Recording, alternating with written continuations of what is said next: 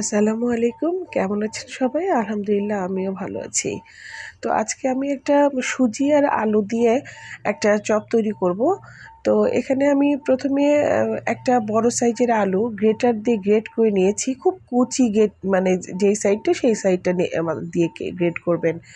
তো আমি নিয়ে ভালো করে চিপে আমি রেখে দিলাম। এর ভিতরে পানি থাকা যাবে না।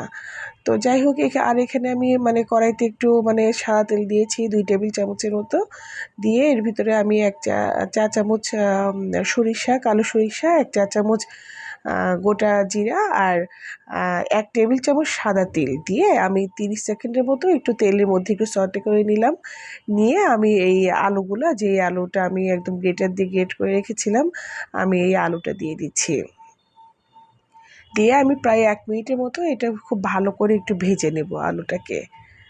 ভেজে নিয়ে আমি এর ভিতরে ৩-৪ টা কাঁচামরিচ এভাবে আমার খুব মানে ঝিরিঝিরি কুচি যেটা বলে আমি কাঁচি দিয়ে একটু কুচি, কুচি করে নিলাম। নিয়ে আমি একটু ভালো করে নাড়াচাড়া করে দেব।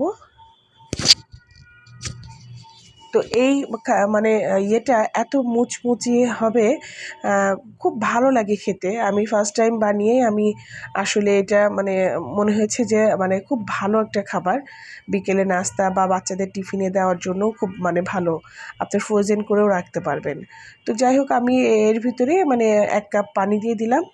দিয়ে আমি এখন বাকি মশলাগুলো দিয়ে দিচ্ছি। তো এখানে আমি ১ চা চামচের চিলি ফ্লেক্স দিয়ে দিলাম, ১ চা চামচ গোলমরিচের গুঁড়া আর ১ চা চামচ চাট মশলা দিয়ে আমি আবার একটু ভালো করে ফুটিয়ে নিব। নিয়ে আমি পরিমাণ মতো লবণ দিয়েছি।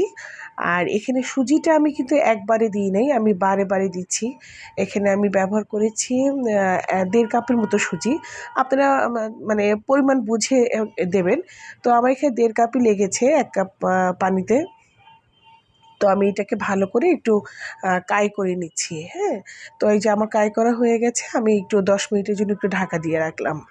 রেখে আমি মানে যখন একটু হালকা ঠান্ডা হয়েছে, একটু গরম গরমই এটাকে মাখতে হবে। একটু হাতে তেল মেখে একটু গরম গরমই আমি একটু ধনেপাতা দিয়ে আমি সুন্দর করে মেখে নিলাম। নিয়ে আমি এই যে বল আকৃতি করব। যেরকম শেপ দিতে চান এইভাবে আপনারা দিতে পারেন। তো আমার এই নতুন রেসিপিটা যদি আপনাদের ভালো লেগে থাকে তাহলে অবশ্যই লাইক, কমেন্ট, শেয়ার করবেন। আর এইভাবে আমি ডুবো তেলে এই বলগুলো আমি ভেজে নেব। খুব ক্রিসপি হয় উপর থেকে। খুবই মজা লাগে খেতে। আপনারা সবাই একটু ট্রাই করবেন। দেখবেন মানে খুব ভালো লাগে। আর আমার জন্য বেশি, বেশি দোয়া করবেন। আল্লাহ হাফেজ।